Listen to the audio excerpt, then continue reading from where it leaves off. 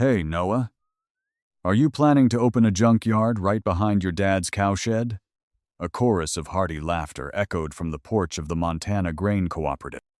A group of middle-aged farmers sat there, escaping the dry early summer heat, cold soda cans in hand, watching with amusement as a slender 12-year-old boy struggled to wheel an old, squeaking bicycle down the dusty red road.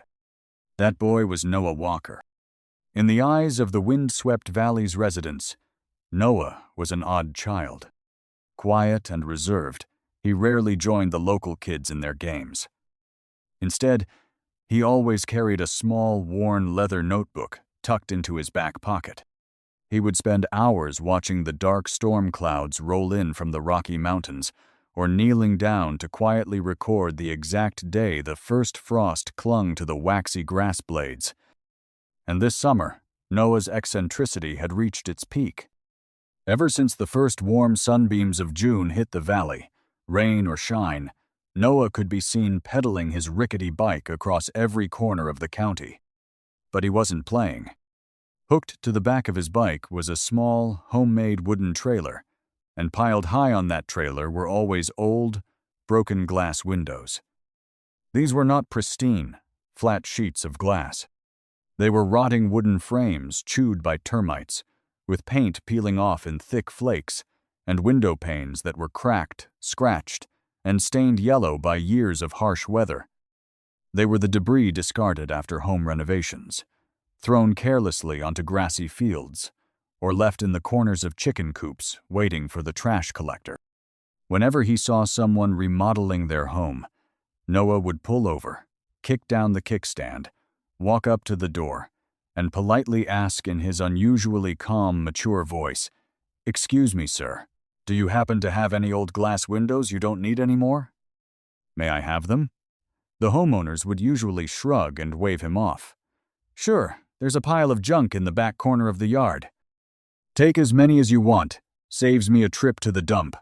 But as they leaned against their balconies, watching the skinny 12-year-old sweat under the blazing sun, struggling to lift each heavy, cracked window frame onto his small wooden cart, they couldn't help but shake their heads and chuckle. A few neighbors even joked that the Walkers were about to change careers and go into the scrap metal business. The Walker family had farmed this Montana land for 3 generations.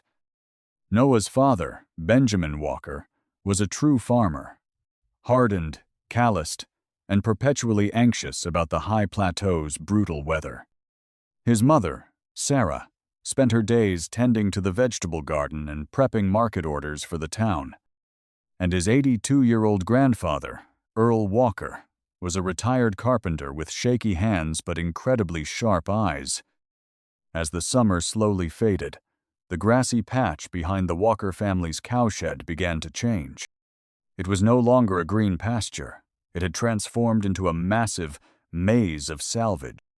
Over 300 old window frames of all shapes, sizes, and colors were lined up in neat, long rows, leaning against one another. Under the golden Montana sunset, those hundreds of cracked window panes caught the dying light, reflecting a mosaic of shimmering, scattered beams, a surreal sight, like an abandoned art installation. Every time Noah's older brother walked past, he would pinch his nose and tease loudly, "Our cowshed is about to become the county's central landfill, Noah." Passers-by on the main road outside would point and shake their heads in pity for the Walkers, who had such a stubborn, eccentric, youngest son. Even Benjamin was starting to lose his patience. One evening, looking out the kitchen window at the towering pile of glass scrap behind the barn, he sighed and said to his wife, "I have no idea what he plans to do with that pile of broken glass. The frost is coming soon, and we need to clean up the yard for winter, not keep a massive eyesore sitting out there." No one in the family, except for Grandfather Earl, knew the secret hidden inside Noah's little notebook. And they could never have guessed that the very heap of trash the entire county laughed at was about to completely rewrite the fate of the Walker farm when a brutal winter arrived far earlier than expected. As the dry winds of September began to shake the first maple leaves down to the Montana soil, Noah went to work. He didn't sell the glass pile. He didn't try to smash them into shards to sell by weight, and he didn't hire anyone to repair the rotted wooden frames. On a foggy Sunday morning, Noah knocked on Grandfather Earl's door. Earl, the 82-year-old retired carpenter with snow-white hair and knuckles swollen from arthritis, looked at his slender youngest grandson. Without saying a word, Noah opened his small notebook. On the yellowed pages were detailed pencil sketches, dashed lines, calculated tilt angles, and drawings of old window frames lined up to shield rows of soil. The old carpenter's cloudy eyes suddenly lit up. He placed a trembling but warm hand on Noah's shoulder and nodded slowly. "All right, young man. Let's do this together."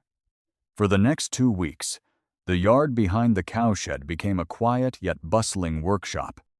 Armed with Earl's ancient carpentry tools, rusty hand saws, hammers, and leftover pails from old projects, the grandfather and grandson worked side by side. Earl guided Noah on how to drive pine stakes deep into the ground to build a load-bearing foundation. They didn't build tall, expensive greenhouses that were beyond their means. Instead, they built a very low wooden frame, barely half a meter high, running parallel to the family's vegetable beds. On this humble wooden support system, Noah and his grandfather carefully angled the old window frames at a precise $45, circ dollar. From a distance, their creation looked bizarre and chaotic. Windows of all sizes, some with peeling white paint, some with moldy green wood, others with splotches of old red coat overlapped in a patchwork that resembled storm debris rather than a functioning agricultural system. Noah's older brother, carrying bales of hay to the cows, would stop, rest his chin on his hands, and laugh out loud. "Noah, are you building a mausoleum for the earthworms? Or are you trying to keep the weeds warm with broken glass?" Neighbors driving past the fence outside slowed their trucks, shaking their heads in dismay. They whispered to one another, "Old Earl has finally lost his mind, helping that 12-year-old with his foolishness. The Walkers are facing a bad harvest, and they have time for this nonsense." Even Benjamin, carrying the heavy burden of salvaging a late autumn harvest under Montana's unpredictable skies, couldn't hide his disappointment. One afternoon, standing by the stony soil, he watched his son meticulously apply gray duct tape to seal a long crack on an old window pane. "Noah," Benjamin sighed, his voice deep and tired, "do you realize we don't have time for games? The cold front from the north is coming. If the frost hits early, this entire crop is dead. I need you helping your mother harvest, not dragging trash to clutter the yard." Noah remained silent. He didn't talk back, nor did he offer any explanation. He simply bowed his head, using his small, calloused hands to press the duct tape firmly over the cracked glass, then looked up at the distant mountains where heavy, gray, cold clouds were slowly creeping down into the valley. He knew time was running out. Early October. Autumn in Montana does not leave gracefully. It vanishes overnight. A brutal Arctic blast swept down from the Rocky Mountains, slamming into Windward Valley. The nighttime temperature plummeted ruthlessly below $0. Circ. Text. C. $. $32. Circ. Text. F. $. That night, Noah lay in his small attic room, listening to the wind howl through the wooden rafters. He couldn't sleep. Every hour, he sat up to look out the window at the old glass frames, sitting silently under the cold moonlight. The next morning, the entire valley was draped in a blanket of white. Thick frost clung to the rooftops, froze the bare tree branches, and laid a shroud of death over the fields. Benjamin Walker stepped out onto the porch, his breath turning into plumes of white mist in the freezing air. His heart sank. He knew that for a farmer, this was the worst-case scenario. He hurried toward the vegetable garden behind the barn. Passing neighboring farms, he saw nothing but devastation. Withered kale, blackened tomato plants burned by the frost. The frost had taken everything. But as he reached the edge of his own property, just behind the cowshed, Benjamin froze. He stood dead in his tracks. Beneath those old, frost-covered window panes, a completely different world thrived. Noah and his grandfather were already awake. The boy was gently wiping away the frost from the outer glass with an old woolen cloth. Through the clearing panes, Benjamin saw vibrant strawberry leaves stretching upward, lush green spinach, and delicate herbs swaying gently. When a trembling Benjamin slipped his hand through a gap beneath one of the $45 circ dollar-tilted frames, he was stunned to find the air inside incredibly warm. The soil beneath his fingers wasn't frozen at all. It was soft, crumbly, and moist. Those hundreds of discarded window frames had acted as brilliant heat traps. During the day, their precise angle absorbed maximum sunlight. At night, as the ground tried to radiate its heat back into the freezing air, the thick glass and heavy wooden frames trapped the warmth inside, creating an invisible, protective shield. Without expensive nylon sheets or oil heaters, Noah had built hundreds of mini greenhouses for free, saving the family's final harvest right before his father's astonished eyes. Realizing the genius of his son's scrap army, Benjamin no longer sighed. For the first time in years, he looked at Noah with eyes full of pride and respect. He and Noah's older brother immediately set to work, helping the two grand generations expand the setup. They didn't stop at vegetables. Noah began moving the glass frames to cover late-season strawberries, cherry tomatoes, and bell peppers. While every other farm in the county stood barren and frozen, entering an early winter slumber, the Walker farm was consistently churning out wooden crates filled with fresh, vibrant produce. At the final farmers' market of the season in late October, the Walker family's stand was the only one boasting lush greens and deep red strawberries. Because they were the sole suppliers, they sold their final harvest at premium prices. The earnings not only cleared the remaining fertilizer debts from the spring, but also allowed Benjamin to buy a brand new set of tires for his aging tractor. The neighbors who had once ridiculed Noah's trash pile now crowded around the booth, silently staring at the plump tomatoes, and then at the 12-year-old boy in his worn jacket, quietly helping his mother arrange the baskets. Word of the miracle traveled fast. One November afternoon, as light snow began to fall, a blue pickup truck with the Montana State University logo pulled up to the Walker gate. Stepping out was Professor Arthur Vance, a leading expert in sustainable agriculture. He had heard from colleagues about a glass graveyard saving a farm in Windward Valley and decided to investigate. Noah led the elderly professor behind the cowshed. Professor Vance knelt on the cold ground, using an infrared thermometer to measure the temperature inside Noah's frames, then the bare ground outside. He stood up, brushing the dirt off his knees, his face filled with awe. "This is remarkable. The temperature difference is nearly $8. Circ. Text C. $. $14. Circ. Text F. $. The boy didn't invent a new technology, but his brilliant use of old window glass, which retains heat far better than standard commercial greenhouse plastic, paired with a $45 circ dollar angle to capture the sun's low autumn trajectory, is a perfect thermodynamic solution. The professor took photos and made extensive notes.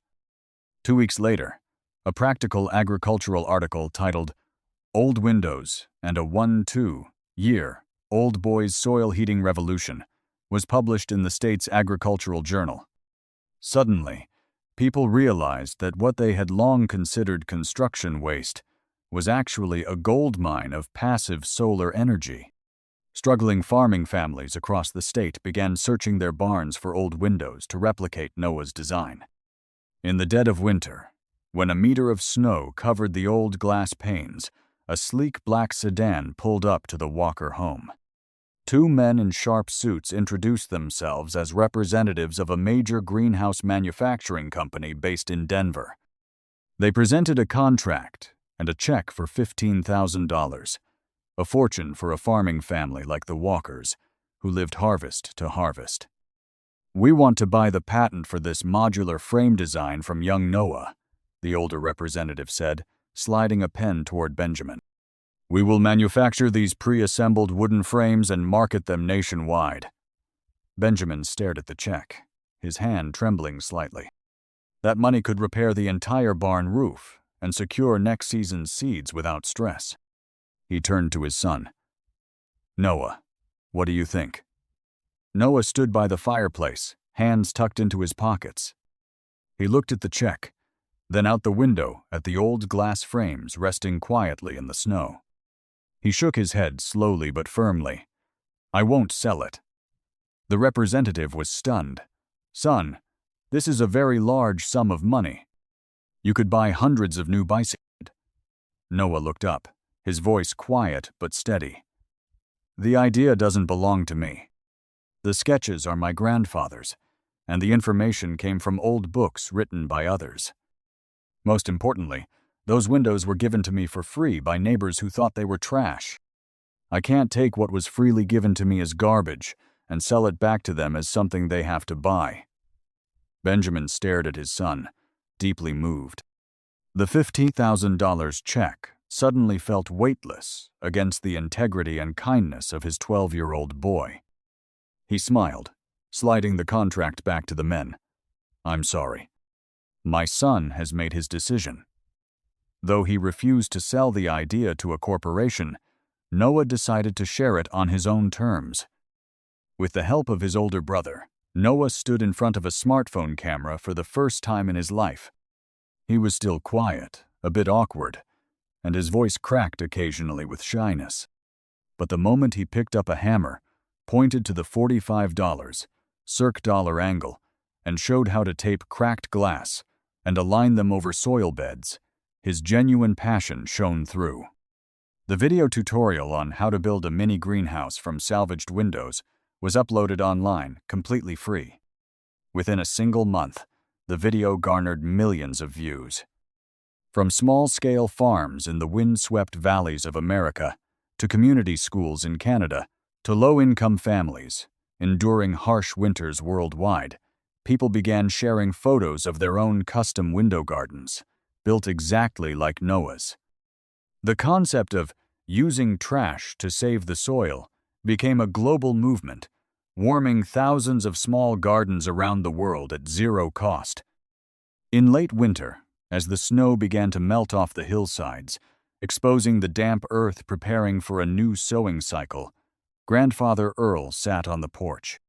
He watched Noah cleaning his old bicycle, took a sip of his hot coffee, and smiled at Benjamin. A smart person isn't someone who tries to create something entirely new and expensive.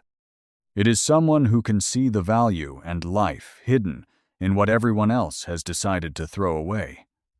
Noah wheeled his old bike out the front gate. Every weekend, he still pedaled along the dirt roads of Montana, asking for old glass windows. But his journey was completely different now. No one laughed at him or called him the trash boy anymore. Whenever the farmers in the valley saw the silhouette of Noah's bicycle approaching in the distance, they smiled. And on their porches, old, discarded windows now washed clean and stacked neatly sat, waiting next to a basket of sweet apples or a plate of fresh-baked cookies, quietly waiting for the boy to carry them away to spark new life beneath the warm earth once again. Subscribe.